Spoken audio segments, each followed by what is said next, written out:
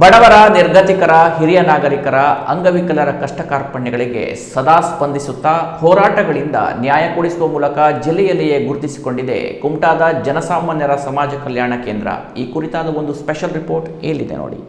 ಹೌದು, ಕುಮಟಾ ತಾಲೂಕಿನ ಮಾಸೂರು ಜನತಾ ಪ್ಲಾಟ್ನಲ್ಲಿರುವ ಜನಸಾಮಾನ್ಯರ ಸಮಾಜ ಕಲ್ಯಾಣ ಕೇಂದ್ರವು ಬಡ ಜನರ ಪಾಲಿಗೆ ಆಸರೆಯ ಆಶಾಕಿರಣವಾಗಿದೆ. ಚಿಕ್ಕ ಪುಟ್ಟ ಕಾರಣಗಳಿಗೆ ಸರ್ಕಾರಿ ಸೌಲಭ್ಯಗಳಿಂದ ವಂಚಿತರಾದ ಬಡ ಜನರಿಗೆ ಸರ್ಕಾರಿ ಸೌಲಭ್ಯ ಕೊಡಿಸುವ ಜತೆಗೆ ಭ್ರಷ್ಟ ಅಧಿಕಾರಿಗಳಿಗೆ ಬಿಸಿ ಮುಟ್ಟಿಸಿ ಬಡ ಜನರಿಗೆ ನ್ಯಾಯ ಕೊಡಿಸುವ ಮೂಲಕ ಜಿಲ್ಲೆಯಲ್ಲಿಯೇ ಕುಮಟಾದ ಜನಸಾಮಾನ್ಯರ ಸಮಾಜ ಕಲ್ಯಾಣ ಕೇಂದ್ರ ಪ್ರಸಿದ್ಧಿ ಗಳಿಸಿದೆ. ಈ ಕೇಂದ್ರದ ಅಧ್ಯಕ್ಷರಾದ ಆಗ್ನಿಲ್ ರೋಡ್ರಗಸ್ ಮತ್ತು ಅವರ ತಂಡ ಬಡ ಜನರಿಗೆ ಸಹಾಯ ಮಾಡುವ ಮೂಲಕ ತಮ್ಮ ಕೈಲಾದ ನೆರವನ್ನು ಕೂಡ ಈ ಕೇಂದ್ರ ನೀಡುತ್ತಾ ಬಂದಿದೆ. ಕಳೆದ 8 ವರ್ಷಗಳಲ್ಲಿ ಕುಮಟಾವನ್ನು ಕೇಂದ್ರ ಸ್ಥಾನವನ್ನಾಗಿ ಮಾಡಿಕೊಂಡು ಜಿಲ್ಲಾದ್ಯಂತ ತಮ್ಮ ಅಳಿಲು ಸೇವೆಯನ್ನ ಬಡ ಮತ್ತು ನಿರ್ಗತಿಕ ಜನರಿಗೆ ನೀಡುತ್ತಾ ಬಂದಿದೆ.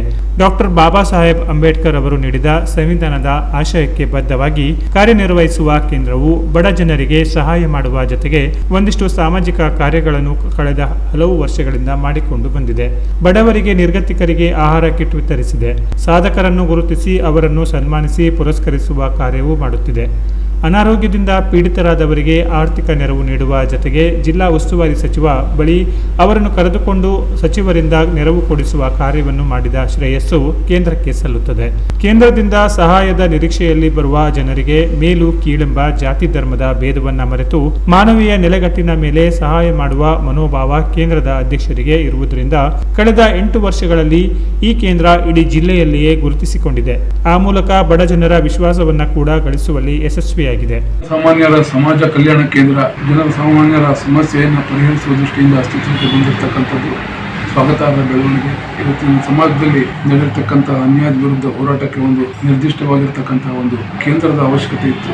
ಅದು ಈಗ ಕೈಗೂಡಿದೆ ಅಂತ ಹೇಳ್ಬೋದು. ಈ ದಿಶೆಯಲ್ಲಿ ಅವರು ಹೋರಾಟವನ್ನು ಮುಂದುವರಿಸಿರ್ತಕ್ಕಂಥದ್ದು ಜನಸಾಮಾನ್ಯರಿಗೆ ಅನುಕೂಲ ಆಗ್ತಾ ಇರ್ತಕ್ಕಂಥದ್ದು.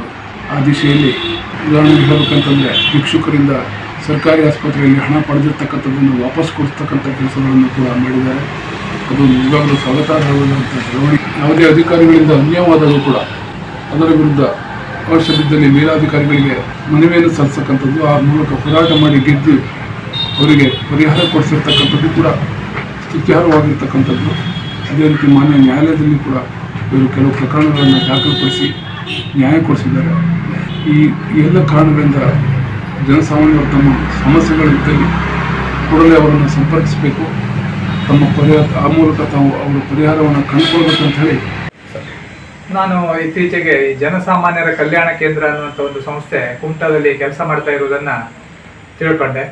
ಅದರ ಬಗ್ಗೆ ತಿಳ್ಕೊಂಡಾಗ ಇದು ಜನಸಾಮಾನ್ಯರಿಗೆ ಆಗುವ ತೊಂದರೆಗಳು, ಅದು ಮುಖ್ಯವಾಗಿ ಕಾನೂನು ಕ್ಷೇತ್ರದಲ್ಲಿ ಅಥವಾ ಆರೋಗ್ಯ ಸಮಸ್ಯೆ ಅಥವಾ ಅವರ ಯಾವುದೇ ತೊಂದರೆಗಳಿಗೆ ಸಮರ್ಥವಾಗಿ ಸ್ಪಂದಿಸುವ, ಅವರ ಜೊತೆ ನಿಂತು ಹೋರಾಡಿ ಅವರಿಗೆ ನ್ಯಾಯ ದೊರಕಿಸಿಕೊಡುವಂಥ ಒಂದು ಶ್ಲಾಘನೀಯ ಕಾರ್ಯವನ್ನು ಮಾಡ್ತಾ ಇದೆ. ಜನರು ಅದರ ಸದುಪಯೋಗವನ್ನು ಪಡ್ಕೊಳ್ಬೇಕು, ಆ ಮೂಲಕ ನ್ಯಾಯವನ್ನು ಪಡ್ಕೊಳ್ಬೇಕು ಹೇಳೋದು.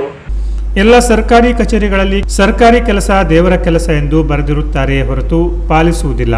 ಹಾಗಾಗಿ ಬಹುತೇಕ ಸರ್ಕಾರಿ ಕಚೇರಿಯಲ್ಲಿ ಭ್ರಷ್ಟಾಚಾರ ನಡೆಯುತ್ತಿರುವ ಆರೋಪ ಇದೆ.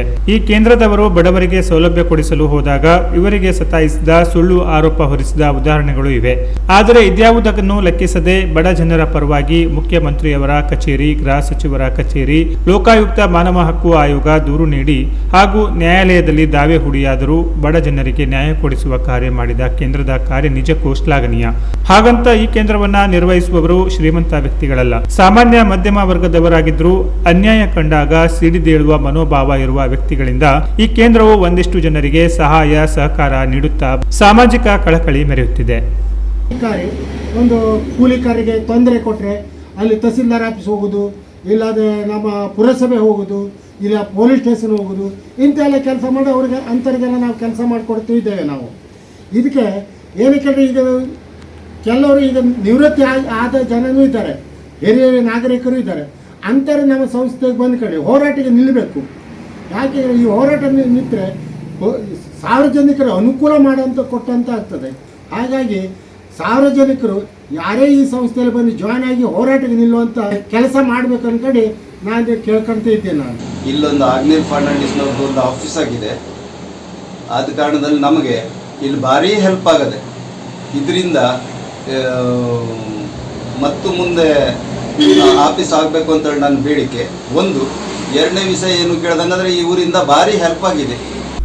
ಇನ್ನು ಈ ಬಗ್ಗೆ ತಮ್ಮ ಅಭಿಪ್ರಾಯವನ್ನು ಜಿಲ್ಲೆಯ ವಿಶ್ವಾಸಾರ್ಹ ಸುದ್ದಿವಾಹಿನಿ ಕೆನರಾ ಪ್ಲಸ್ ಬಳಿ ಹಂಚಿಕೊಂಡ ಕೇಂದ್ರದ ಅಧ್ಯಕ್ಷ ಅಕ್ನೆಲ್ ರೊಡ್ರಿಗಸ್ ಅವರು, ಈ ಕೇಂದ್ರ ಸ್ಥಾಪಿಸಲು ನನ್ನ ತಂದೆ ತಾಯಿಯೇ ಪ್ರೇರಣೆ. ಬಡ ನಿರ್ಗತಿಕರ ಪರವಾಗಿ, ಅನ್ಯಾಯಕ್ಕೆ ತುಳಿತಕ್ಕೆ ಒಳಗಾದವರ ಪರವಾಗಿ ಹೋರಾಟ ನಡೆಸಿ ಅವರಿಗೆ ನ್ಯಾಯ ಕೊಡಿಸುವಲ್ಲಿ ನಮ್ಮ ಕೇಂದ್ರ ಪ್ರಮುಖ ಪಾತ್ರ ವಹಿಸುತ್ತಿದೆ. ನಮ್ಮ ಹೋರಾಟಗಳಿಗೆ ಪತ್ರಿಕೆಗಳು, ಟಿವಿ ಮಾಧ್ಯಮಗಳು ಸಹಕಾರ ನೀಡಿದ ಪರಿಣಾಮವಾಗಿ ಅನೇಕ ಹೋರಾಟಗಳಲ್ಲಿ ನಮಗೆ ಯಶಸ್ಸು ದೊರೆಯುತ್ತಿದೆ ಎಂದು ಹೆಮ್ಮೆಯಿಂದ ಹೇಳಿಕೊಳ್ಳುತ್ತೇನೆ. ಇನ್ನು ಕೆಲ ಭ್ರಷ್ಟ ಅಧಿಕಾರಿಗಳನ್ನು ಹೊರತುಪಡಿಸಿ ಉಳಿದ ಪ್ರಾಮಾಣಿಕ ಅಧಿಕಾರಿಗಳು ಕೇಂದ್ರದ ಜನಪರ ಕಾರ್ಯಗಳಿಗೆ ಬೆಂಬಲ ನೀಡುವ ಮೂಲಕ ಸಹಕಾರ ನೀಡಿದ್ದಾರೆ. ಭ್ರಷ್ಟರ ವಿರುದ್ಧ ಹೋರಾಡುವಾಗ ನ್ಯಾಯಾಲಯ ನೀಡಿದ ತೀರ್ಪುಗಳು ಕಾನೂನಿನ ಮೇಲೆ ವಿಶ್ವಾಸ ಮೂಡಿಸುವ ಜೊತೆಗೆ ಕಾನೂನಿನ ಮುಂದೆ ಎಲ್ಲರೂ ಸಮಾನರು ಎಂದು ತೋರ್ಪಡಿಸುವ ಮೂಲಕ ನಮ್ಮ ಹೋರಾಟಗಾರರ ಆತ್ಮಸ್ಥೈರ್ಯವನ್ನು ಬಲಗೊಳಿಸಿದೆ ಎಂದು ಬಹಳ ವಿಶ್ವಾಸ ವ್ಯಕ್ತಪಡಿಸಿದ ಅವರು, ಸಾಮಾಜಿಕ ಕಾರ್ಯಗಳಲ್ಲಿ ಆಸಕ್ತಿ ಇರುವವರು ನಮ್ಮ ಕೇಂದ್ರದಲ್ಲಿ ತಮ್ಮ ಹೆಸರನ್ನು ನೋಂದಾಯಿಸಿಕೊಂಡು ಸಾಮಾಜಿಕ ಸೇವೆ ಮಾಡಬಹುದು ಎಂದು ತಿಳಿಸಿದರು. ಹೆಚ್ಚಿನ ಮಾಹಿತಿಗಾಗಿ ಸಂಪರ್ಕಿಸಿ 7892222159. ವಿನಾಯಕ ಕೃಷಿ ಸ್ಟಾರ್ಟ್ ಆಗಿ ಸುಮಾರು 8 ವರ್ಷ ಆಯ್ತಿದ್ದು. 8 ವರ್ಷದಲ್ಲಿ ನಾವು ಎಲ್ಲ ಒಂದು ಸಾಮಾಜಿಕ ಸೇವೆ ಕಡೆಗೆ ಹೋಗ್ತಾ ಇದ್ದೇವೆ. ಮತ್ತೆ ನಾವು ಫಸ್ಟ್ ಮೊದಲನೇದಾಗಿ ಒಂದು ಮಾಧ್ಯಮದವರಿಗೆ, ಪತ್ರಿಕಾ ಮಾಧ್ಯಮದವರಿಗೆ ಒಂದು ಧನ್ಯವಾದ ಹೇಳ್ತೇನೆ. ನಾವು ಯಾವುದೇ ಒಂದು ಹೋರಾಟಗಾರರು ಬೆಂಬಲ ಇರ್ತದೆ. ಈಗ ನಾವು ಏನೋ ಒಂದು ಮನವಿ ಕೊಡ್ತರು, ಇಲ್ಲ ಒಂದು ಅವ್ರ ಬಗ್ಗೆ ಮೇಲಧಿಕಾರಿ ದೂರು ಕೊಡ್ತರು, ಬಟ್ ಏನು ಅವರು ಅದನ್ನ ಪ್ರಚಾರ ಮಾಡ್ತಾರೆ. ಪ್ರಚಾರ ಮಾಡೋದು ರಾಜ್ಯಾದ್ಯಂತ ಹೋಗ್ತರು, ಅವಾಗ ಇವ್ರು ಕೆಲಸ ಆಗ್ತರು. ಹಾಗಾಗಿ ನಾ ಏನಂತ ಕೇಳಿದ್ರೆ, ಇವತ್ತು ಸಾರ್ವಜನಿಕರಿಗೆ ಕೆಲವು ಭ್ರಷ್ಟ ಅಧಿಕಾರಿಗಳು ಭಾಳ ತೊಂದರೆ ಕೊಡ್ತಾ ಇದ್ದಾರೆ. ನ್ಯಾಯಯುತವಾಗಿ ಕೆಲಸ ಮಾಡೋಕೆ ಹೋದಾಗ ಅವ್ರಿಗೆ ನೀವು ಅಲ್ಲೋಗಿ ಇಲ್ಲೋಗಿ ಬರೀ ಓಡಿಸಾಡೋದು. ಮತ್ತೇನು ಕೇಳಿದ್ರೆ, ನಾವು ಸಾರ್ವಜನಿಕ ಪರವಾಗಿ ಉಚ್ಚ ನ್ಯಾಯಾಲಯದಲ್ಲಿ ಅರ್ಜಿ ಹಾಕದಿದೆ, ಮತ್ತು ನಿಮ್ಮದು ಎಲ್ಲಿ ಸಿವಿಲ್ ನ್ಯಾಯ ಅರ್ಜಿ ಹಾಕದಿದೆ ಅಂದ್ರೆ ಸಾರ್ವಜನಿಕ ಪರವಾಗಿ ಮಾಡ್ತಾ ಇರೋದು. ಮತ್ತೇನಾದ್ರು ಕೇಳಿದ್ರೆ, ಕೆಲವು ಭ್ರಷ್ಟ ಅಧಿಕಾರಿಗಳಿಗೆ ಕೆಲವು ಮಾತ್ರ ರಾಜಕೀಯ ಸಪೋರ್ಟ್ ಉಳಿತದೆ.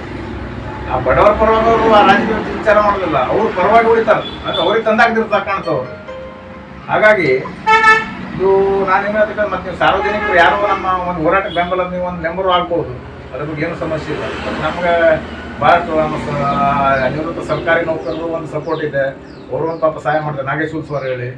ಮತ್ತು ಕೆಲವು ಭಾಳ ಜನ ಇದ್ದಾರೆ, ಅಂದರೆ ಸಾರ್ವಜನಿಕ ತೊಂದರೆ ಆದಾಗ ಅವರೊಂದು ಬರ್ತಾರೆ. ಮತ್ತು ಇನ್ನೊಂದೇನು ಕೇಳಿದ್ರೆ, ಈಗ ಭಾಳಷ್ಟು ಕಡೆ ನೀವು ನೋಡ್ತೀರಿ, ಯಾಕಂದರೆ ಇಲ್ಲಿ ಆಕ್ಸಿಡೆಂಟ್ ಆಗ್ತಾ ಉಳಿತದೆ. ಆಕ್ಸಿಡೆಂಟ್ ಆದರೂ ಕೆಲವು ಟೈಮ್ದಲ್ಲಿ ಸಾರ್ವಜನಿಕರು ನೋಡ್ತಾ ಹೋಗ್ತಾರೆ, ಅವರು ಅದನ್ನು ತಗೊಂಡು ಹೋಗೋದು ಯಾರೋ ಒಂದು ಕೆಲವೇ ಮಂದಿ ತಗೊಂಡು ಹೋಗ್ತಾರೆ. ಇಲ್ಲಿ ಸುಪ್ರೀಂ ಕೋರ್ಟ್ ಏನಾದ್ರು ಕೇಳಿದ್ರೆ, ಯಾವುದೇ ಒಬ್ಬ ಒಂದು ಆಕ್ಸಿಡೆಂಟ್ ಆಗಿಬಿಟ್ರೆ ಆ ವ್ಯಕ್ತಿ ನೀವು ತಗೊಂಡು ಹೋದ್ರು ನಿಮ್ದು ಸಾಕ್ಷಿಯಾಗಿ ಪರಿಗಣಿಸೋ ನಮ್ಮದು ಇಲ್ಲ ಅಂತ ಹೇಳಿದೆ. ಅಂದರೆ ನೀವು ಕೊಟ್ಟರೆ ಮಾತ್ರ ಸಾಕ್ಷಿ ಪರಿಗಣಿಸ್ಬೇಕು, ಪೊಲೀಸರು ಹೋಗ್ತಾರೆ, ಪರಿಗಣಿಸೋ ನಮ್ಮದು ಇಲ್ಲ ಅಂತ ಹೇಳಿ. ಇಷ್ಟೆಲ್ಲ ಒಂದು ಕಾಯ್ದೆ ಇರ್ಬೇಕಾದ್ರೆ ಏನಾಗ್ತದೆ, ಕೆಲವೊಂದು ಪಾಪ ಅನಾವಶ್ಯಕ ಈಗ ರೋಡ್ ಜೀವ ಬಿಡ್ತಿದ್ದಾರೆ.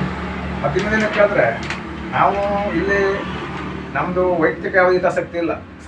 ಈಗ ನಾವು ಸಾರ್ವಜನಿಕ ಪರವಾಗಿ ಮಂತ್ರಿ ಹತ್ರ ಓದಿದ್ದು, ಅವ್ರಿಗೊಂದು ಸಹಾಯ ಮಾಡಿ ಹೇಳ್ಕೊಂಡು ಇದೆಲ್ಲ ಕರ್ಕೊಂಡು ಓದಿದ್ದೆ. ಮತ್ತು ನೀವು ಹೇಳಿದ್ರೆ ನೀವೆಲ್ಲ ಇದರ ಒಂದು ಉಪಯೋಗ ಪಡ್ಕೊಳ್ಳೋದು. ಈಗ ನಮ್ಮದೇನು ನಮಗೊಂದು ತಂದೆ ತಾಯಿಯವರು ಹೇಳೋದಂಥ ಒಂದು ಸಮಾಜ ಸೇವೆ ಮಾಡೋದೊಂದು 4 ಜನ ಒಳ್ಳೇದು ಮಾಡಿ ಹೇಳೋದು ಒಂದೇ ಒಂದು ಅದು ನಮಗೊಂದು ತಲೆಯಲ್ಲಿದೆ. ಮತ್ತು ನಾವು ಸಮಾಜ ಸೇವೆ ಮಾಡೋದಕ್ಕೆ ಒಂದು ಸಮಾಧಾನ ಸಿಗ್ತದೆ. ಆ ಉದ್ದೇಶದಲ್ಲಿ ನಾವು ಸಮಾಜ ಸೇವೆ ಮಾಡ್ತಿದ್ದೇವೆ. ಆಗ ನೀವು ಇದ್ರ ಉಪಯೋಗ ಪಡ್ಕೊಂಡು ನಾನೇ ಮಾಡೋದು. Canara plus news, Kumta.